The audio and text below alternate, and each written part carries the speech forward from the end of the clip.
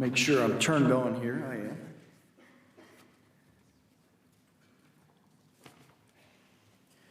This lesson is one that God spent about 15 to 20 years working on with me. And I decided when Joshua asked for some of us to fill in, knowing that he was going to be gone, I decided after we went and visited Elkie Yates in the hospital some weeks ago that I wanted to preach on this topic.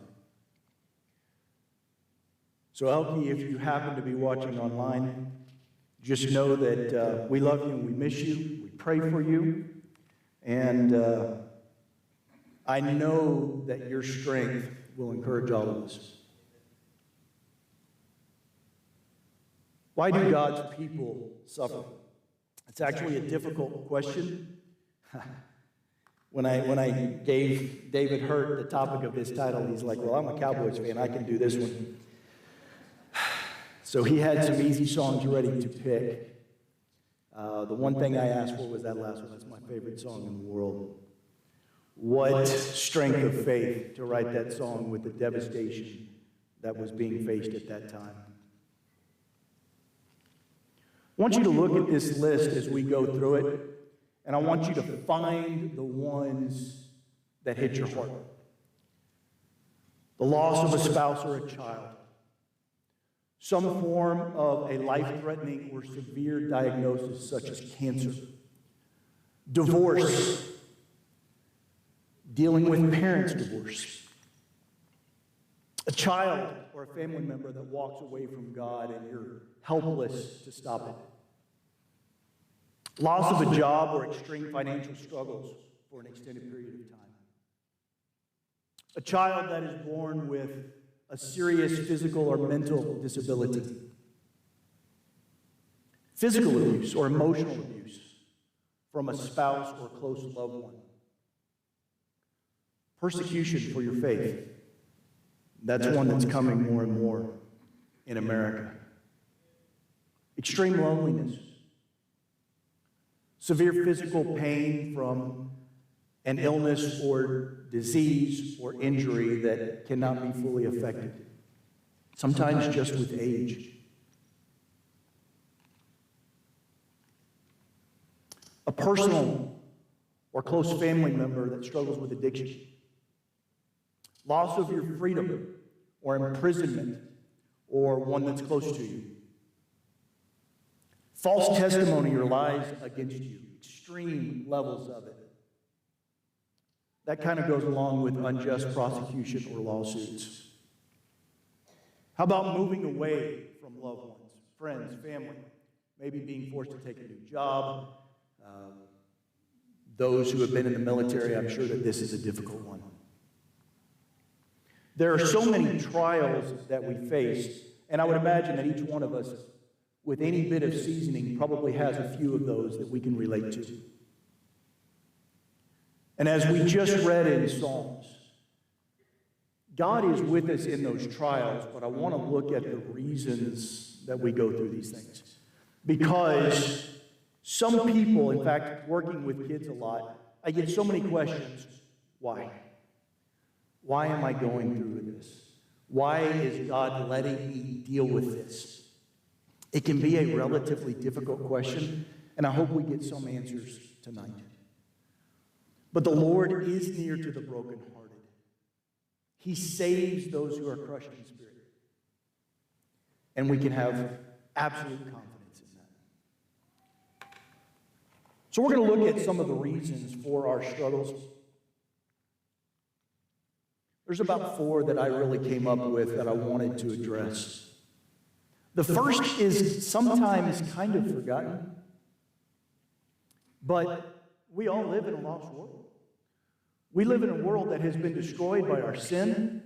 We face illness and death and all types of difficulties simply because of the curse of our sin. It is not God's fault that we all choose to sin. It was not God's fault that Adam and Eve chose those first sins and disrupted the order that God had planned for us, that He's trying to get us back to in heaven.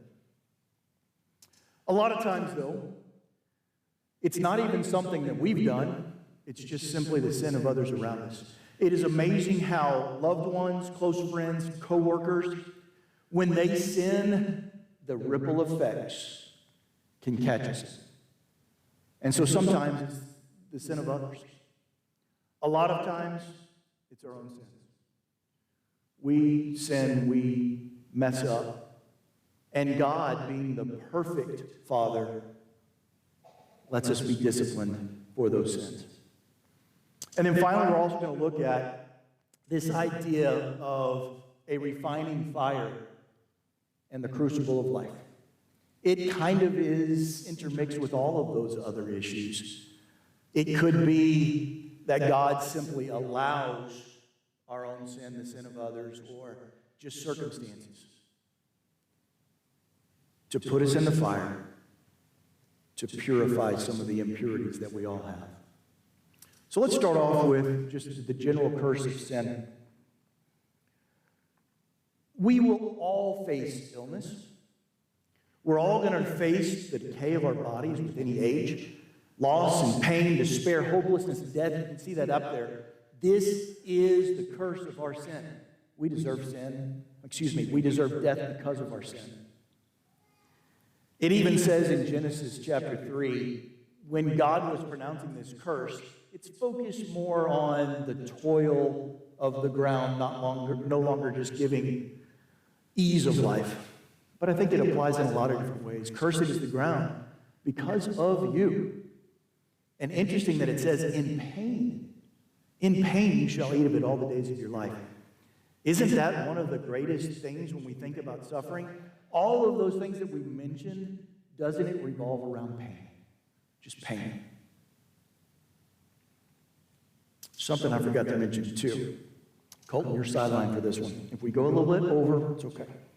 Got a few things to get through.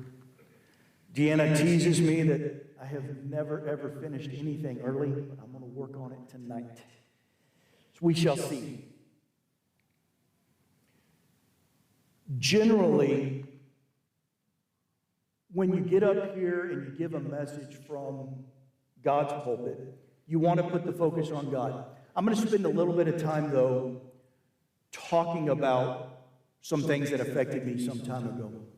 My life was interesting. It's actually what brought me to the Keller Church. Some of you that have been here for any length of time know some of these circumstances. If you're new, you may not know any of them. When I got out of college, I had always had intentions to go to law school. And that was kind of the start of a disruption in my plans for my life. I was pretty prideful. I thought that I had the world under control. And right after college, literally within the first month after I graduated from college and was setting up, getting ready for law school, I got really sick. I was sick for about 7 days. I didn't go to the doctor. It just seemed like a flu. But what I didn't know is it had totally compromised my immune system. I went back to work.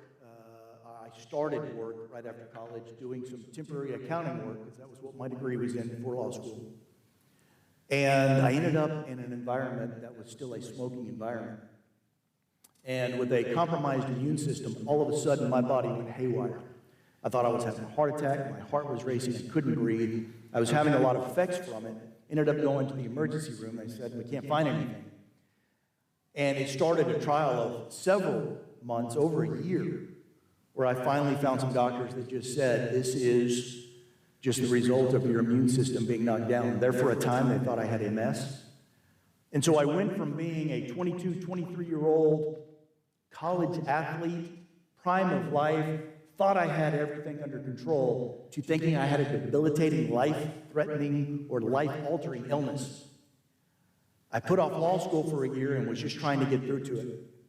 And thankfully, over time, my body recovered. But it really changed my focus at that time. Later on, just a few years later, my ex-wife, for those that don't know, I'm divorced. My ex-wife and I went over to my parents' house. My dad was a very unique individual, and he was kind of a hoarder. And so we were going to clean up his study area, his office area, because my mom had mentioned how she was really struggling with all of the mess. And so we went, thought it was a wonderful gift, and we spent hours upon hours upon hours while they were out of town, cleaning it up, getting things, fixed, thrown out, taken care of. What I didn't know is my dad was clinical level OCD. We'd always known that he had some struggles. And this started a path for him that I never would have expected. A week or two after that, he literally flipped out and started threatening, started doing all kinds of things that I had never seen. He had struggled with work for years. I remember when I was in high school, I would go to school, was in athletics, then I would go to work, but a lot of times I would come home and he'd still be in his pajamas. It was disheartening. I couldn't understand why my dad did not work. I got a phone call after we cleaned out their house, and it was very stark. It was the first thing I heard on a Sunday morning, ironically. Threatening to kill himself because of what we had done, threatening me. So it started a string of events because he descended into mental illness. His psychologist that he had known for some time was a brother in the church at the Preston Crest Church, and I began going and seeing him. It led to my mom having to leave her home, and she went and stayed with her brother and her sister and brother-in-law for a time and ended up coming and living with us. At the time, I was a young man with 3 little kids. Abby, my youngest, was about a year old.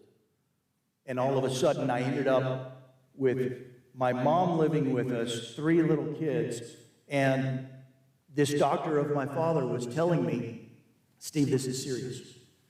My mom herself lost her job, husband went crazy, and her father died all in the same year. And she was living with us at the time. I was trying to practice law. This was in the early 2000s. With all that stress, some days I would get up at 4:30 and get home at 11:30 at night. And then I'd do that several days. And all this was just unloading on me. At one point, I went to Dr. Payton, that was his name, and I asked him, what do I do? My mom was sleeping 20-plus hours a day, and I said, I am at a loss. He sat me down and he said, well, I'm going to be real honest with you. There's about a 50-50 chance that either your dad will kill your mom, or your mom will commit suicide, or both will happen. And I'm trying to figure out how to cope with it, because at the time my dad refused any help. And I was just beside myself. Eventually I took my mom to get counseling herself. And with some good counsel at the church where I was at over in Plano, we finally decided to move over here. And so even though I was trying to start a new real estate business at the time and I was leaving my client base, I just got up and picked up my whole family and moved over here where my ex-wife was from. We came into Keller, and I came in with all that going on in my life. Roll around into 2009, and I had no idea the effect that this was having on my ex-wife. I remember the very day that this happened. It was the day after Thanksgiving in 2009. We were about to go see family, and we were in our home, and I remember her telling me at that time, I'm leaving you. I had an affair while you were in law school. And it started this chain reaction. At that point, I actually found myself on the floor just in tears. We had already had to have my dad committed against his will once. Ended up being 3 times that we had to have him taken to a mental institution, and he kept getting out. My mom was still struggling at the time knowing this. And now I had these 3 young children, aged 4, 6, and 8, 3 little girls. And I'm hearing from who was supposed to be my partner throughout this mess, I'm bailing, I'm done, I'm leaving you.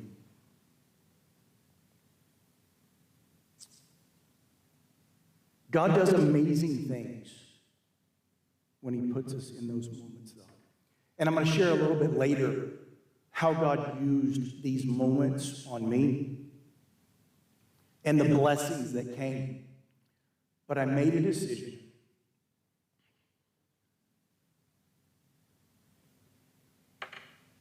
And I want to say this before I forget.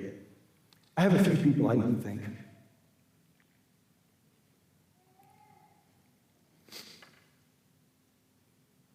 David and Melanie, I could not have made it through those years without your friendship and your help. Gary, he was in my home when this started. And I met with the elders multiple times. Gary and Kay was working with me at Fort Worth Christian. And I didn't know how God had already planned events. The very moment my separation and divorce started, I was offered a full-time job where I was able to leave the ups and downs of real estate because the market was horrible at the time, and surround my children by being with them every day, given the circumstances. There are many others that helped me. Obviously, later on, Deanna and the Rickses and my in-laws became a huge part of my life. But God put me in the fire. At that time, I remember being asked by the eldership, hey, we want you to come in and serve as a deacon. And I couldn't tell them exactly why. I just told them, I can't serve right now. There's a lot going on in my life. And so I held off on that. Sometimes we suffer because of the sin of others. And I want to look briefly, at least, at how we get some biblical examples of extreme circumstances where God, he's God. He could save us. He could stop it. He chooses not to. Let's start with Abel. If you want to, you can turn to Genesis chapter 4. For the sake of time, however, I want to just kind of recap it. I think we know the circumstance. You've got a young world. The curse has begun. Cain and Abel, 2 of the firstborn of the new world, they're brothers. And Abel, there's no indication that Abel had done anything wrong. He was a sinner like we all are, I'm sure. But his actions were righteous. He gave the firstborn of his flocks, the best portions to God. There's nothing to indicate that Abel did anything wrong. But Cain gave of his harvest. There's no indications that there was any first fruits. He didn't attempt to do anything special for God. And God simply said, Cain, where am I in your thinking? To paraphrase it. That led to his jealousy. And just because of jealousy, he killed his own brother. But don't look at it from Cain's perspective right now. Look at it from Abel's. Imagine in the world today that we are doing great things in sacrifice to God. Is he still going to let us suffer? Yes, he is. Yes, he is. God's focus is on his entire plan. God's focus is on our eternity. And there's 2 purposes that sometimes come about when God allows other people's sins to influence our lives, even unto death. God may have needed this example throughout all of time for moments like these when we can teach from it. God may have needed Cain to experience the suffering that he was going to suffer from his own sin. But sometimes we get mad at God and say, why me? Look at all the times in history. Look at all the people throughout history that can say, why me? God save me, protect me, stop this. And sometimes God simply says, no, or not right now. My grace is sufficient for you. I want to look at another one that's even more stark. And that's the story of John the Baptist. If you would, turn to Matthew chapter 11. John the Baptist is a very unique study. I remember actually doing the first sermon that I ever gave to a small congregation that I was filling in and preaching for. It was on John the Baptist.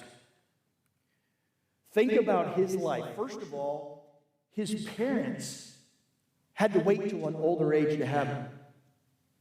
Probably because God had to set up his timing to where John the Baptist and Jesus could be there at the same time, even though there was a difference in their ages, in their parents' ages, excuse me. Perhaps God needed an older, more mature set of parents for John the Baptist because he had such a difficult ministry. But think about what that must have meant for him. It is very possible at this time that his parents were already dead by the time he was in his teenage years. Does it make sense why he was living in the wilderness with poor clothing and eating locusts and honey? I've said this before, I'll say it a million times. You could give me a vat of honey, it will not make locusts taste good. That alone is suffering, that's his food. This is what he was born into because of his ministry.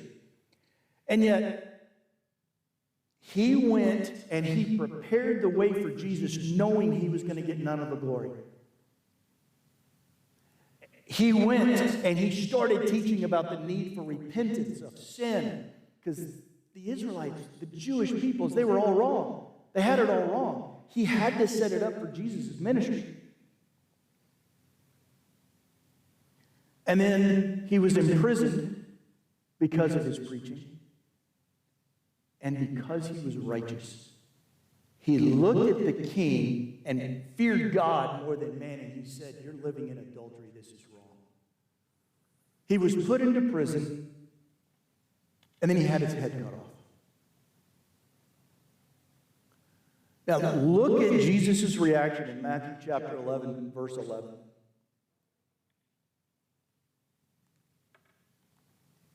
Went too far there. Read along with me as I say this. This is Jesus' response when talking about John the Baptist.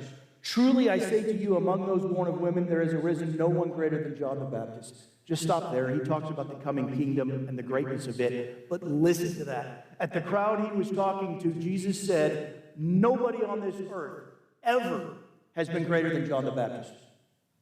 This is his cousin. This is his relative. This was probably his friend. And Jesus, in his ministry, let him sit in prison and then get his head cut off. John the Baptist, while in prison, was actually fearful that he had done something wrong. He sent his servants to Jesus. "Are you the one that was promised?" He was doubting. He was alone. He was in darkness, deprivation, pain, loneliness, everything. God did not save him. And name another person that God thought more highly of. Listen to that. Well, why? Why wouldn't God step in and save this great man? I think it's because he needed all of the focus to be on Jesus. And I can almost guarantee you that if John the Baptist were able to speak today, he'd say that these thousands of years of being comforted in paradise are worth it. But at the time, it was horrible. Well, he may not have deserved it. Sometimes we do. I'll be honest, while I may not have deserved my divorce and some of the stuff that I had to deal with my parents, I'll be honest, with those distractions in my life, I was not the best person in all I could be. I was struggling with work. I was withdrawn. I was just in absolute emotional pain, trying to figure out how to deal with it. All the different things going on. I wasn't without my own sin. And many of us are not, and we suffer from it. One of the most noticeable reasons that we can look to, or excuse me, not reasons, but examples that we can look to is David. Been given so much, given everything. And yet David turned and looked at Bathsheba. He started focusing on self. He took the focus off of God. And everything he had still wasn't enough. Man, isn't that human nature? Still wasn't enough. Still not happy. And so he reached out. He invited Bathsheba in. They committed adultery. We don't know exactly how willing of a participant that she might have been. But the power that he had as king puts her in a remarkably difficult circumstance. She may have had no fault in this. And so go back to the sin of others. Did she still lose a child? Talk about an extreme discipline. God sends the prophet. He reminds David of his sin. And David, in his humility, it's a wonderful humility, because I've never done anything that bad. Probably most of us have not. Murder, adultery, all the lies and deceit, using power to make others under you suffer. Even with his humble response, even with his repentance, God still took his son. Now, that doesn't mean that those of us who have lost a child or a loved one, it's because of sin, other than that general curse that we all face with sin. But look at how God used his suffering in that moment. How many of us have read Psalm 51 in great times of distress and struggle? I cannot tell you how many times I read the Psalms during those years of my dad's mental illness and my divorce and my, being a single father trying to get my three daughters through all of it. Maybe God put David in that circumstance so we could read that psalm and so we could understand how to handle the struggles of life and the difficulties. Let's go back to the other side of Abel and talk about Cain. Cain, when you read his account, he's like, this is more than I could bear. It's kind of hard to listen to that after he's just killed his brother, because Abel's not coming back. And yet, God says, you're not going to be allowed to continue to farm the land. Maybe that was his greatest passion in life. That's kind of the sense I get when you read the account. And God says, no, you're going to wander. He said, this is more than I can bear. God puts a mark on him. And he goes off on his life. Doesn't seem like a huge, huge punishment compared to what Abel faced. But the point of it is, he faced discipline because he needed the discipline and because he chose sin. There's a warning for all of us when we contemplate sin. Sin is not ever without a cost. And it's not always this great in the future, maybe kind of it'll affect my eternity, or maybe God will be upset with me. No, it has immediate costs in this life. Look at the magnification of sin in our world today. What happened when our country decided to leave God? What happened during the quote-unquote sexual revolution of the 60s and then the 70s? You can actually point to those times, and that's where serial killers came from, was the sexual immorality. And it's just continued to expand, and we see in the world today, look at the sin at the time of Noah, where the mind of every man was turned to sin constantly. We have to stop. And sometimes, just like those of us who are parents or grandparents know, sometimes the discipline that comes from mistakes stops the next one.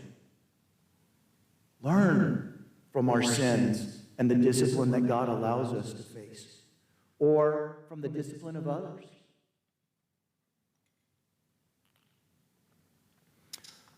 But the majority of time I want to spend talking about what I'm just going to call the crucible of life. It's actually a part of all the others. And it's the way God trains us. It's the reason I think God allowed me to deal with some of the suffering that I did. It's the reason that many of us have faced some of the struggles in this life. God does not hold back. He just makes it clear to us. When I talk to our youth, I try to tell them, guys, the struggles are coming. Don't fantasize too much about the future, that it's going to be perfect, because it won't be. Prepare for struggles. In Proverbs chapter 17, God says in his wisdom, the crucible is for silver and the furnace is for gold, and the Lord tests hearts. Where do those things go together? A little bit of a study of the refining of metals knows that if you put them in this crucible, it's a special form of metal that can be heated to extreme high temperatures. It is the only way to purify those metals from the other metals that are found with it. But it requires intense heat, pressure. Well, if you think about that from a person's perspective, that is pain. That is pain. God says in Malachi 3:3, he will sit as a refiner and a purifier of silver. And he will purify the sons of Levi and refine them like gold and silver. That applies to his children in the church. God needs us to be focused on him. God needs us to be separated, perhaps, from this world.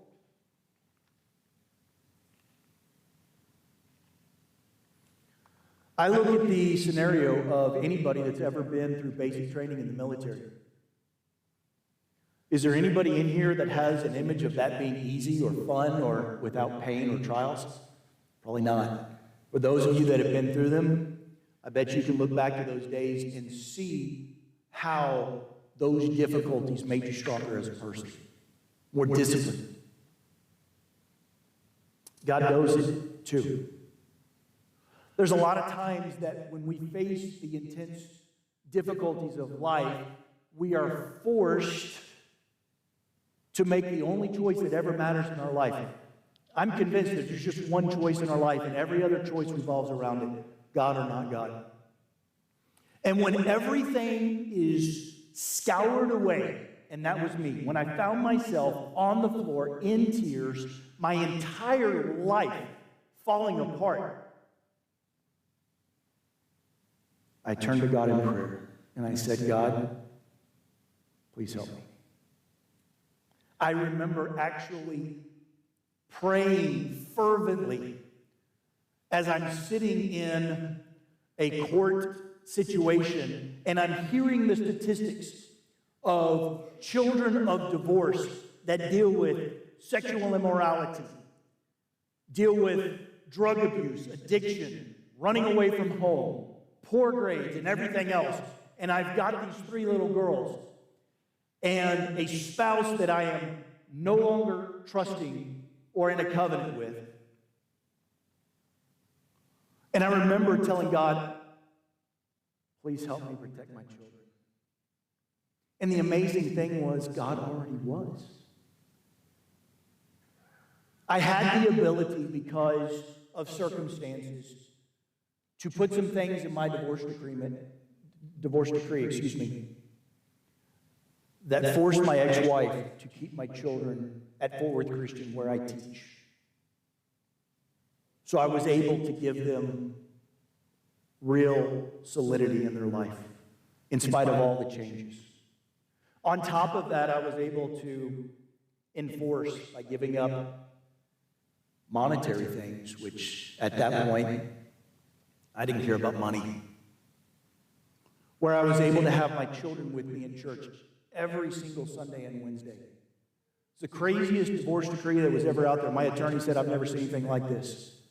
Thankfully, from my background in law, I knew I needed a good attorney. And I got a good attorney. And I fought for my children, but God was the one fighting for me. And if you've seen my daughters. My oldest is in a lost state. I think she was the most affected by our divorce.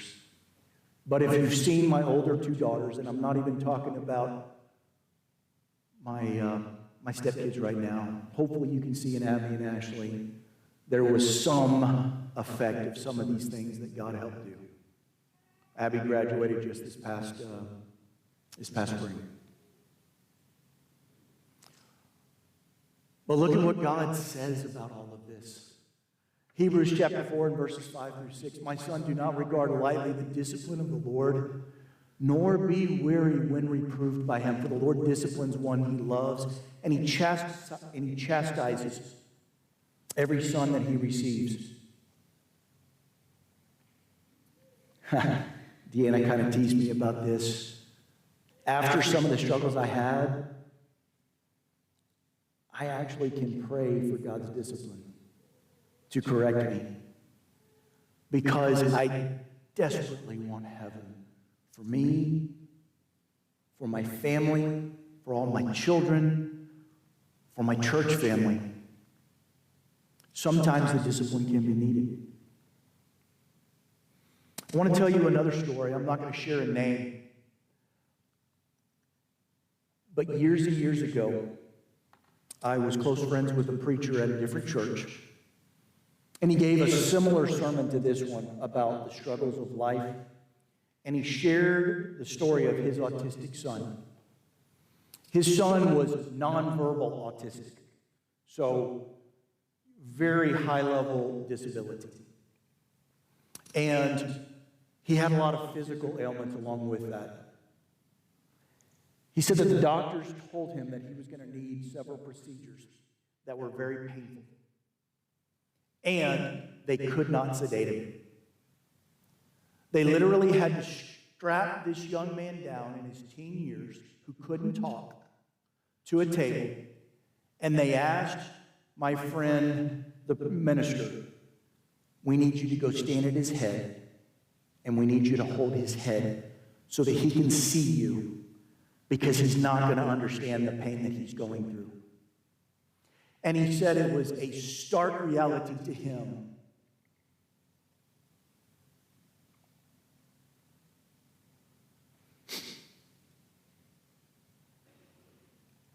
To hold his son's head down so that he wouldn't be injured.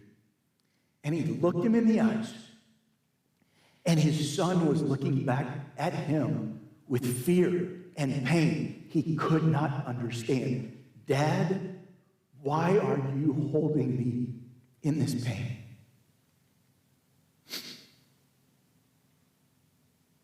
Sometimes that's us with God.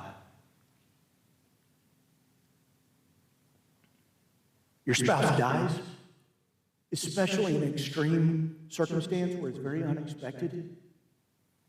We don't understand. But I promise you this, and I love that example. God is holding on to us.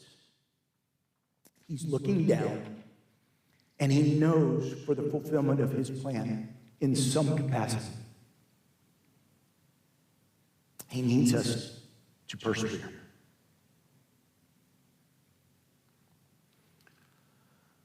If you happen to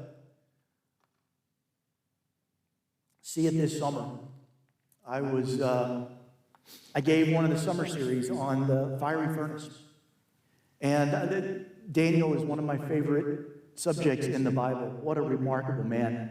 But I was mainly talking about Hananiah, Mishael, and Azariah, Shadrach, Meshach, and Abednego, and how they were ready for the furnace before the furnace was ever even put together.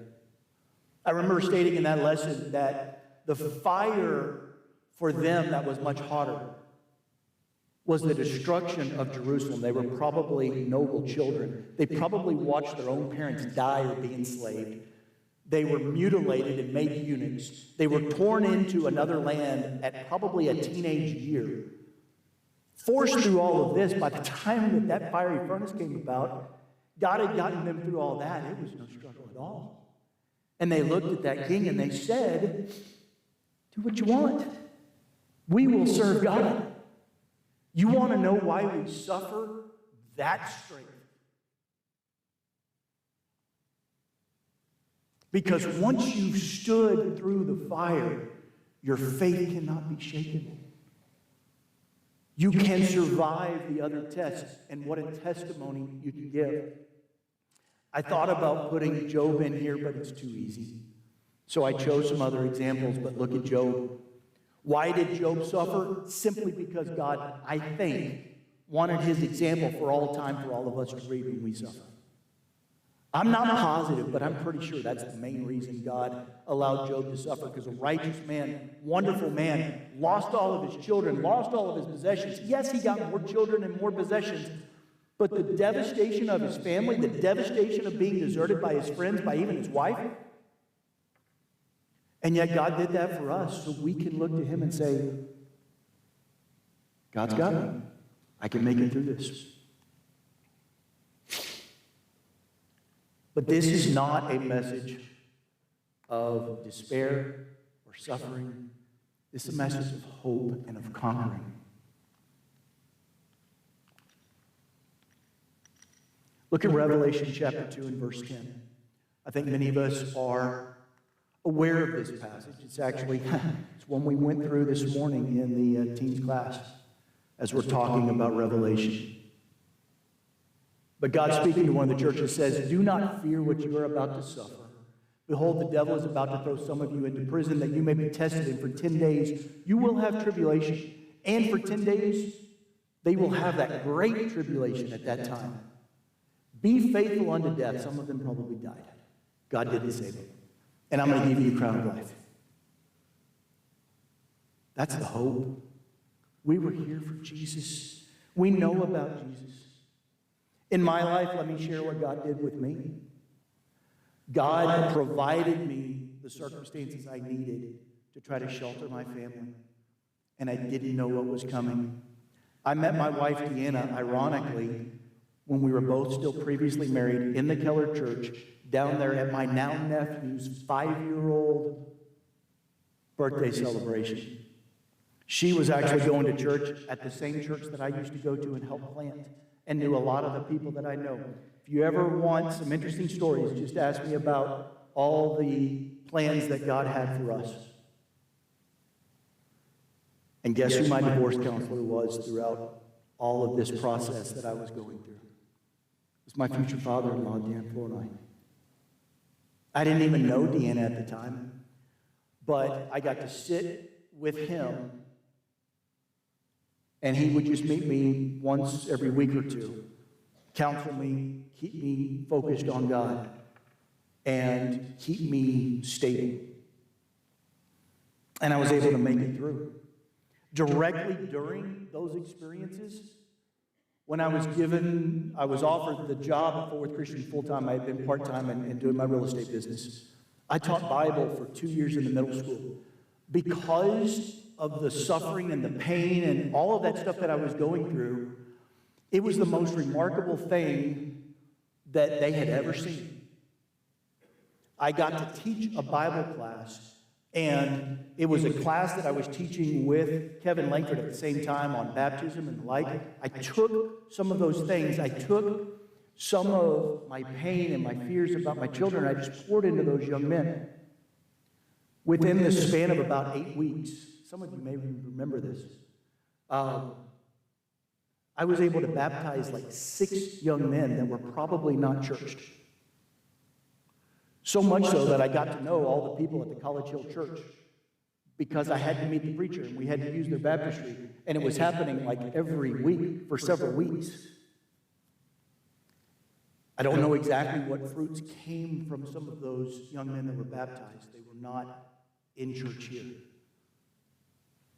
But it led to my work with young people and my ministry. My abilities to teach and preach and share the message. God showed me his plan. And then God blessed me with 2 boys when I never thought I'd have a son, a wife who is faithful, and we created a new family. And God knew I didn't need just one Abby, I needed 2.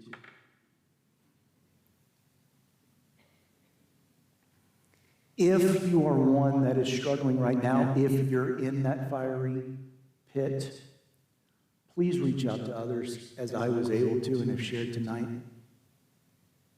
There are people here that understand what you're going through and can help.